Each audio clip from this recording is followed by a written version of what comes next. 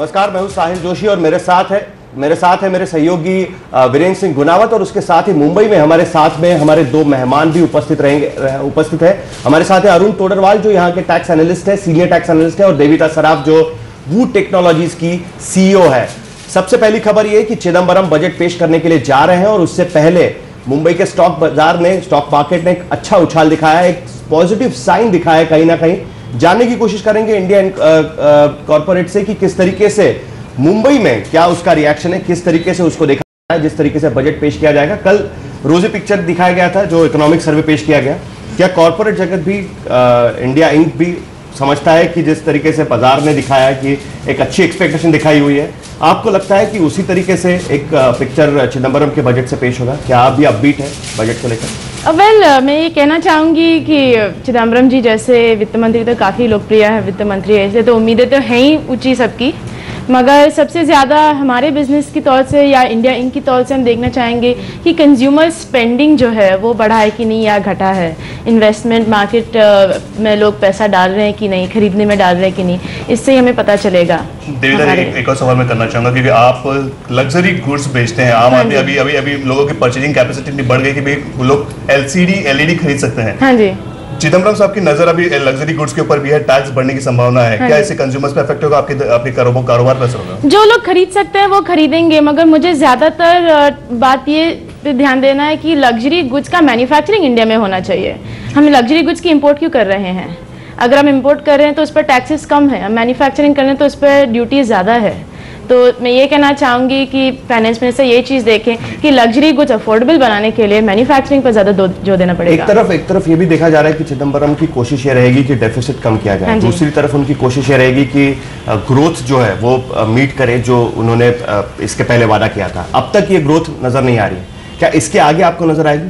Economic survey में भी कहा गया कि स्लो डाउन अब खत्म होगा, एक नई शुरुआत हो सकती है। आपको लगता है कि ये इंडस्ट्रीज के लिए एक फायदेमंद बात है? उम्मीद तो सबको यही है कि ग्रोथ जो है हमारा हो, मगर मेरे हिसाब से ये नहीं लगेगा कि इतना ग्रोथ होगा। 1, 2, 3 में जवाब दीजिए कि आपको चिदम्बरम से क्या उम्मीद है? बड़ी उम्मीदें हैं। चलिए, हमारे साथ में टैक्स कंसल्टेंट भी है, सीनियर टैक्स कंसल्टेंट। जाहिर सी बात है कि आम आदमी की जेब पर सबसे ज्यादा अगर बोझ होता है तो वो इनकम टैक्स का होता है, और इनकम टैक्स के स्लैब्स में क्या फर्क आते हैं उसको लेकर आम आदमी की सबसे ज्यादा नजर होती है। इस बार नए टैक्स रिजीम की उम्मीद की जा रही है, एक सुपर रिच टैक्स की बात कर रहे हैं, कोई इनहेरिटेंस टैक्स की बात कर रहे हैं। आपको लगता है कि चिदम्बरम ये कदम उठा सकते हैं या फिर कुछ और आप देखते हैं? ऐसा है कि ये जो सुपर रिच का टैक्स आप बोल रहे हैं, इनहेरिटेंस टैक्स समझो या वेल्थ टैक्स में बढ़ोतरी समझो, ये पहले भी इनहेरिटेंस टैक्स था, in the name of estate duty के नाम से था, लेकिन उसमें देखा गया कि दी कलेक्शन का जो कॉस्ट है वो ज़्यादा होता था रिजर्विस कलेक्शन के सामने, तो उस कारण से वो रद्द कर दिया गया था पहले। अभी वापस से ये इनहेरिटेंस टैक्स लाने से वापस से आप ब्लैक मनी की बात कर रहे हो, इससे ब्लैक मनी ज़्यादा पनपेगा क्योंकि लोग आगे छोड़ना नहीं चाहेंगे। लेकिन इस बार चिदम्बरम को जगलरी करनी पड़ेगी क्योंकि ये आखिरी फुल बजट होगा इलेक्शन के पहले, तो एक तरफ उनको एक बड़े से मध्यम वर्ग को भी खुश करना है, दूसरी तरफ उनको कॉर्पोरेट जगत को भी खुश रखना है, क्योंकि टैक्स के पचने में कॉर्पोरेट जगत और टैक्स का हमेशा रिश्ता ठीक नहीं रहा है। सरकार को लेकर हमेशा उनकी कई उम्मीदें होती है टैक्स स्ट्रक्चर को लेकर, तो ये जगलरी वो कैसे कर पाएंगे? ऐसा है कि इसमें इसको एक तो क्योंकि ये लास्ट बजट है, फुल बजट, तो पॉपुलर स्कीम्स तो करनी पड़ेगी उसको कुछ, लेकिन उसके सामने दूसरे एरियाज है जहाँ पे ये बढ़ा सकता है। जैसे अगर आप स्लैब्स बढ़ाने जाओगे, थोड़ा बहुत स्लैब्स बढ़ेगा। स्लैब्स बढ़ाने के आर्ग्यूमेंट देखिए दो है। एक तो आर्ग्यूमेंट है कि आप स्लैब्स इसलिए बढ़ा रहे हो क्योंकि पॉपुलर बजट बनेगा, और दूसरा आर्ग्यूमेंट ये है कि आप डायरेक्ट टैक्स कोड की तरफ जा रहे हो तो उसमें स्लैब्स हायर है, लेकिन उसके सामने ऑफसेट करने के लिए उसको सरचार्ज बढ़ाना पड़ेगा हायर इनकम के ऊपर, तो इस तरह से टैक्सिंग द रिच हो जाएगा सरचार्ज बढ़ा के। लेकिन एक चीज पूछना चाहूँगा अरुण जी कि आम आदमी की भाषा में अगर कहें कि इन्फ्लेशन जिस तरह से महंगाई बढ़ी है जिस तेजी से, उस हिसाब से उनकी सैलरी नहीं बढ़ती है, इंक्रीमेंट नहीं होता है, क्या आप ये चाहते हैं कि स्लैब बढ़े या फिर जो एग्जेम्पशन लिमिट होता है 2 से 3 लाख की एक्सपेक्टेशन है, उस क्या उम्मीद कर रहे हैं कि क्या होना चाहिए? एग्जेम्पशन लिमिट तो मैंने कहा पॉपुलर स्कीम के हिसाब से। ऑन द कॉन्ट्री मैं सोचता हूँ कि अगर ये जो इन्वेस्टमेंट्स को चैनलाइज करा जाए जी, ताकि क्या लोग सेविंग्स करके इन्वेस्टमेंट्स को चैनलाइज करा जाए तो वो ज़्यादा अच्छा है, जैसे एटीसी की लिमिट बढ़ा देंगे। बिल्कुल। एक और सवाल, जीएसटी को लेकर कई प्रणब दा ने भी पहले भी इम्प्लीमेंटेशन नहीं हुआ अभी तक, लेकिन उन्होंने अनाउंसमेंट कर दिया था, सरकार ने अनाउंस कर दिया है, लेकिन कारोबार जगत ने अभी तक ग्राउंड पे देखा नहीं है। जीएसटी अमल होगा या नहीं होगा इस बार? मेरे हिसाब से जिस तरह से गवर्नमेंट अभी चल रही है वो किसी भी तरह से जीएसटी को अमल करेंगे, उम्मीद काफ़ी है। हाँ, उम्मीद काफ़ी है जी। तोड़मल साहब, थोड़ा सा आपको रोकना चाहूंगा क्योंकि जिनका आज हम इंतजार कर रहे हैं, चिदम्बरम साहब अभी अभी पार्लियामेंट पहुंचे हैं। हमारे संवाददाता शमशेर सिंह वहां पर मौजूद थे। आइए देखते हैं कि चिदम्बरम किस मूड में है, क्योंकि चिदम्बरम के मूड दिखने पर भी काफी चीजें पता चल पाएगी। सबसे पहले देखते हैं शमशेर सिंह क्या जायजा लिया उन्होंने जब चिदम्बरम पार्लियामेंट में पहुंचे। आज बजट पेश होगा, सारी तैयारियां हो रही है। आपको मैं दिखाऊं, यहाँ संसद भवन में बजट के जो पेपर्स हैं वो आ गए हैं। आप देख रहे होंगे ये पूरे जितने बंडल हैं, जितने पैकेट्स हैं, ये बजट पेपर हैं, संसद भवन आ गए हैं। इनकी पूरी जांच की जा रही है। इसके बाद ये पेपर अंदर ले जाया जाएगा। तो क्या है इस बजट में, क्या रियायतें दी गई हैं, क्या कहाँ आप किस चीज़ों के दाम बढ़ाए गए हैं, तमाम चीज़ें इसमें इसी बंडलों में, इन्हीं बंडलों में बंद हैं। और इस बार हालांकि ये कयास लगाए जा रहे हैं कि चुनाव का मौसम है, जाहिर सी बात है बजट में चुनाव की छाप दिखेगी, चुनावी बजट होगा। इसके अलावा लोक लुभावन बजट की उम्मीद की जा रही है, कयास लगाए जा रहे हैं। लेकिन किन चीज़ों के दाम बढ़ेंगे, कहाँ आपकी जेब ढीली होगी, कहाँ आपको रियायत दी जाएगी, ये तमाम चीज़ें इन्हीं में बंद है। महज कुछ घंटों की बात है, इसके बाद सब चीज़ सामने आएगा कि चिदम्बरम के इस पिटारे से आखिर आम जनता के लिए, हमारे आपके लिए क्या निकलता है। कैमरामैन राजीव श्रीवास्तव के साथ शमशेर सिंह, दिल्ली, आज तक। तो शमशेर सिंह बता रहे थे कि पिटारा लेकर पी चिदम्बरम पार्लियामेंट पहुंच चुके हैं। हमने तस्वीरें भी देखी। हमारे साथ वेणुगोपाल धूत मौजूद है, चेयरमैन है वीडियोकॉन इंडस्ट्रीज के। धूत साहब, आप हर साल हमारे पास आते हैं और हर साल बड़ी बड़ी उम्मीदें आप हमारे कार्यक्रम में कहते हैं, लेकिन आपकी उम्मीदें बहुत ही कम पूरी हुई है अब तक। इस बार आपको लगता है कि जो पिटारा आज चिदम्बरम लेके आए हैं पार्लियामेंट में, उससे आपकी कुछ उम्मीदें पूरी हो पाएगी? चिदम्बरम देते हैं ड्रीम बजट, पर आजकल उनका जो ड्रीम है वो रात को टूट जाता है। उनके सामने आता है current account deficit, fiscal deficit, inflation, growth कम हो रही है, कैपिटल फॉर्मेशन नहीं हो रहा है, सेविंग नहीं हो रही है, एफआई का इन्वेस्टमेंट नहीं आ रहा है, इंपोर्ट बढ़ रहा है, रेटिंग एजेंसी जैसे निरसन के आए जैसे देख रही है। तो ये सब देखते हुए उनको तो अभी एक ही काम करना है कि money should go to the people who are living at the bottom of pyramid. काफ़ी पैसा उनके हाथ में जाना चाहिए, पर फिजिकल डिफिसिट नाम की जो चीज़ है उसको बढ़ना नहीं चाहिए। 5% से ज़्यादा अगर वो बढ़ गई तो रेटिंग एजेंसी नाराज हो जाएगी। इलेक्शन करना है, इलेक्शन करते टाइम रेटिंग एजेंसी को भी खुश रखना पड़ेगा, क्योंकि इकोनॉमी उसी से ठीक होती है। तो ये सब एक बहुत बड़ा एक्सरसाइज उनको करना है। उन्होंने जो देखा है आज तक कि Harvard school, Austrian school of economics, ये सब बातें अब उनको छोड़नी पड़ेगी। उनको एक ही देखना पड़ेगा। शायद वो कल काल मार्क भी पढ़ लिए होंगे कि कैसे पैसा जो है वो ठीक तरह से बटा जाए, गरीबों में जाए, और पैसे वाले लोग जो है वो दे सकते हैं, उनसे टैक्स कैसे वसूल किया जाए। चाहे उनको बोले कि रिच के ऊपर हम टैक्स दें या किसी प्रकार से उनको बोले कि आप टैक्स दें, तो इस प्रकार से डायरेक्ट टैक्स लेंगे। इनडायरेक्ट टैक्स तो वो बढ़ाने ही वाले हैं, सर्विस टैक्स और एक्साइज ड्यूटी कई चुपे बढ़ा देते हैं, समझ में भी नहीं आता है। इनडायरेक्टली कस्टमर वो देता है, चलो वो चल जाता है। और एक मेन बात है उनका एक एक्सपीरियंस है कि वो सरकार का जो खर्चा है वो खर्चा कम कर सकते हैं। वो कह सकते हैं मोंटेक सिंह जी को कि इस बार प्लानिंग कमीशन में थोड़ा खर्चा कम करो, काफी खर्चा कम। लेकिन दूध इस प्रकार से खर्चा कम करना और टैक्सेस बढ़ाना और गरीबों के हाथ में देना, यही बड़ा काम करेंगे वो। दूध साहब, लेकिन आप सांसद भी रह चुके हैं, आप पार्लियामेंट में रह चुके हैं, आप पॉलिटिकल पार्टी के साथ जुड़ चुके हैं। आपको पता है कि राजनीतिक पार्टियां कुछ और उम्मीदें रखती है, आम आदमी की उम्मीदें कुछ और होती है। आप दूसरी तरफ से भी बात कर सकते हैं, क्योंकि आप एक चेयरमैन है, आप बिजनेसमैन है। तो दोनों का मिलाप चिदम्बरम कैसे कर पाएंगे इस बजट के मदद से? आपने कहा कि इलेक्शन है 1 साल के बाद में, क्या दोनों चीज का वो संभल कर चल पाएंगे, ये कसरत कर पाएंगे? वो कोशिश तो पूरी करेंगे, ये सर्कस करेंगे, पर वो कोई जादूगर नहीं है कि एक जादू की कांडी घुमा दी और दोनों जन खुश हो गए। ये दोनों खुश होने वाले नहीं हैं। खुश तो एक ही होगी, जो आम जनता उसको कहते हैं। आम जनता को खुश करना ये उनका फर्ज है और वो करने के लिए वो कोशिश करेंगे। अब आम जनता खुश होती है नहीं होती है वो पता नहीं, क्योंकि आम जनता बहुत चाहती है। वो सबसे पहले कहती है कि इन्फ्लेशन कम करो। इन्फ्लेशन कम नहीं हुआ, हाँ, तो इन्फ्लेशन अगर कम नहीं हुआ तो मुश्किल काम है। तो इस प्रकार से चिदम्बरम साहब अपने जो भी फंडामेंटल्स है वो सब साइड में रख के, और चाहे इस बार ग्रोथ ना हो, इंडस्ट्री थोड़ी कम चले, जो भी हो, वो अपना जो काम है इलेक्शन के लिए, खुश पार्टी के लिए बहुत अच्छा बजट, और वो बजट देने में होशियार है। और इस प्रकार से भी बजट देंगे कि रेटिंग एजेंसी को लगेगा कि इन्होंने बहुत अच्छा बजट दिया है, इनके पैरामीटर परफेक्ट आएंगे, fiscal deficit perfect, current account deficit perfect, सोने पे टैक्स लग जाएगा, इंपोर्ट कम कर देंगे।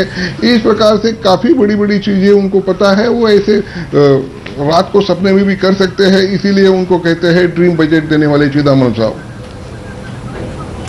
तो ड्रीम बजट देने वाले चिदम्बरम साहब, वेणुगोपाल धूत का उनका मानना है कि ड्रीम बजट जो आम आदमी के उम्मीद में होता है वो बजट चिदम्बरम साहब दे सकते हैं, और एक जगलरी करने की कोशिश करेंगे। मैजिक पॉइंट तो उनके पास नहीं है, लेकिन कुछ जादूगरी करने की कोशिश करेंगे। एक छोटा सा ब्रेक लेंगे हम लोग, ब्रेक के बाद दोबारा लौटेंगे और जानने की कोशिश करेंगे कि शेयर बाजार में क्या चल रहा है। हमारे गेस्ट भी हमारे साथ जुड़े रहेंगे, आप देखते रहिए आज।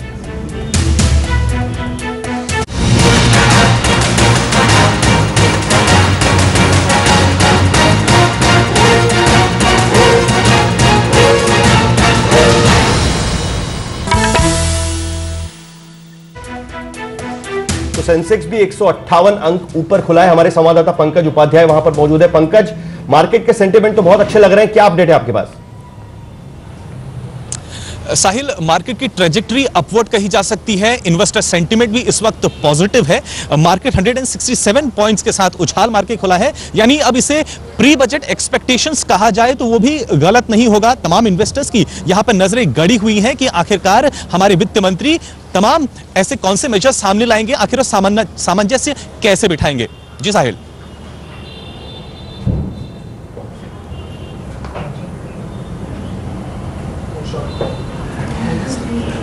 देवी, ये तो अच्छी बात है कि बुलिश मार्केट है, चल रहा है, सलामी दी है कि उम्मीदें काफी है मार्केट को इस वक्त बजट को लेकर। देविता, एक सवाल आपसे करना चाहूंगा कि आप काफी यंग एंटरप्रेन्योर्स हो, आपके जैसे बहुत सारे लोग हैं जो कारोबार को आगे बढ़ा रहे हैं। बजट को लेकर एक यंग एंटरप्रेन्योर क्या एक्सपेक्ट करता है? उनको कैसा लगता है कि कंज्यूमर्स भी बढ़े, सेल्स बढ़े आपका, और कारोबार भी आगे बढ़े? सबसे पहले मैं ये कहना चाहूँगी कि अगर हमारे देश में युवकों को इन्वेस्टर बनना है या एंटरप्रेन्योर बनना है, हमको एक अपने कानून कायदे कम करने चाहिए। क्योंकि दूसरे देश में आप देखेंगे कानून कायदे कम है, एक दिन में कोई कंपनी रजिस्ट्रेशन कर सकते हैं। यहाँ पर जितना पेपर वर्क होता है वो कम करने पड़ेगा, इन्वेस्टर फ्रेंडली करना पड़ेगा, एंटरप्रेन्योरशिप फ्रेंडली करना पड़ेगा। ये पहली बात है। क्योंकि जैसे आप बात कर रहे थे कि अमीरों पर टैक्स बढ़ने वाली है, मगर पहले अमीर बनने का रास्ता वो साफ कीजिए, उसमें कानून कायदे कम कीजिए। अच्छा, अमीरों पे टैक्स लगने वाला, आप भी उसी रेंज में, अगर आप पे टैक्स लगेगा तो क्या पर्सपेक्टिव रहेगा? हम देने को तैयार है। अगर हम पैसे बना रहे हैं तो देने को तैयार है, मगर पैसा बनाना इतना मुश्किल हो गया है इस देश में, क्योंकि इंटरेस्ट बढ़ गया, इन्फ्लेशन बढ़ गया है, महंगाई बढ़ गई है, कंज्यूमर स्पेंडिंग कम है, तो फिर हम कहाँ से सब सलाह लाएंगे? जी, तो कुल मिलाकर यहाँ पर लगता है वीरेन की अमीर तैयार है टैक्स देने के लिए, लेकिन जैसे हमारे टैक्स एक्सपर्ट कह रहे थे कि ब्लैक मनी एक बार फिर उससे को बढ़ावा मिल सकता है अगर इस तरीके के टैक्स स्ट्रक्चर बने तो। हाँ, अगर इनहेरिटेंस टैक्स आने लगेगा तो ये जरूर होएगा, क्योंकि कोई भी इनहेरिटेंस टैक्स को एक्सेप्ट नहीं करते हैं। इनहेरिटेंस टैक्स तो कई कंट्रीज में इनहेरिटेंस टैक्स है जरूर, लेकिन इंडिया में एक बार निकलने के बाद एक्सेप्ट नहीं हो रहा है इनहेरिटेंस टैक्स। आप दूसरे तरीके से आप चाहो तो बढ़ा सकते हो, इनडायरेक्ट टैक्सेस में वगैरह में बढ़ा दो, लोग देने को भी तैयार हो जाएंगे, प्रोवाइडेड अगर आप एनवायरनमेंट इंप्रूव करो, रेगुलेटरी कंप्लायंसेस पे थोड़ा इजी करो। जी, तो कुल मिलाकर यहाँ पर जगलरी साफ नजर आता है कि चिदम्बरम को काफी करनी पड़ेगी। एक आम आदमी का बजट भी उनको लाना पड़ेगा। दूसरी तरफ जैसे देविता कह रही थी कि उनको एक ऐसा माहौल बनाने की जरूरत पड़ेगी कि जिसके वजह से एंटरप्रेन्योर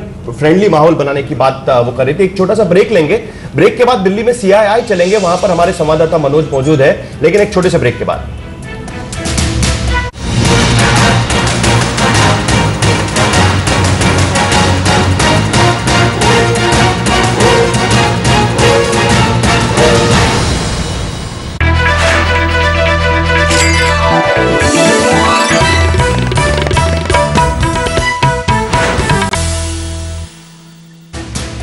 तो 11 बजे पी चिदम्बरम अपना बजट पेश करेंगे। हमने दिखाई आपको तस्वीरें कि बजट को लेकर वो पार्लियामेंट पहुंच चुके हैं। हमारे यहाँ के जो खास मेहमान हैं वो भी कह रहे थे कि क्या उनकी उम्मीदें हैं पूरे बजट से।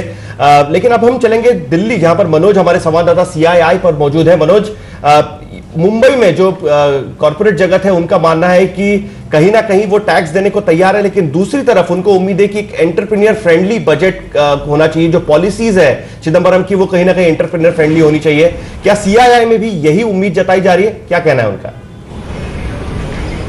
जी बिल्कुल साहिल, यहाँ पर जो बिजनेसमैन है उनका साफ यही कहना है कि टैक्स देने में उन्हें किसी किस्म की कोई परेशानी नहीं है, लेकिन जिस तरह की का जो रिफॉर्म पाथ गवर्नमेंट ने लिया है या पिछले कुछ समय में जिस तरह पॉलिसी पैरालिसिस की बात हो रही थी, उस तरह का माहौल रहा है, उसको देखते उन्हें काफ़ी शंकाएं भी हैं, काफ़ी चिंताएं भी हैं। उनका कहना है कि बिल्कुल एक साफ रास्ता होना चाहिए कि सरकार किस दिशा में जाना चाहती है, क्योंकि अगले साल चुनाव होने वाले हैं।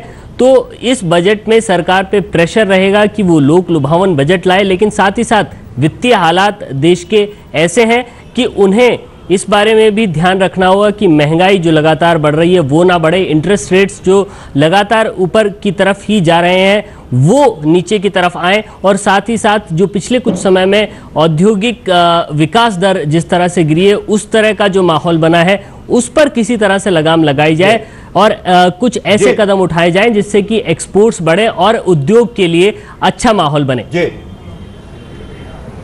बिल्कुल, तो कुल मिलाकर साफ माहौल बनता नजर आ रहा है कि सबको लगता है कि ग्रोथ बढ़नी चाहिए, दूसरी तरफ डेफिसिट कम होना चाहिए और एक entrepreneur friendly, business friendly budget भी होना चाहिए। आम आदमी के साथ साथ कॉर्पोरेट जगत, क्योंकि इन्वेस्टमेंट लाता है, उनका भी ख्याल कहीं ना कहीं पीछे नंबर को रखना चाहिए। मुंबई से हमारे साथ शो में फिलहाल इतना ही। बजट के बाद एक बार फिर हम मुंबई लौटेंगे और जानेंगे कि यहां पर एक बार फिर जो कॉर्पोरेट जगत है वो क्या सोचता है। शेयर मार्केट ने शुरुआत में बहुत अच्छा उछाल दिया है कि बजट के बाद भी वो थम्स अप दिखाता है, लेकिन वो बजट के बाद फिलहाल हम चलेंगे प्रसून वाजपेयी के पास जो दिल्ली में बैठे हुए हैं, और बजट की हमारी कवरेज लगातार इस तरीके से जारी रहेगी, लेकिन एक छोटे से ब्रेक के बाद।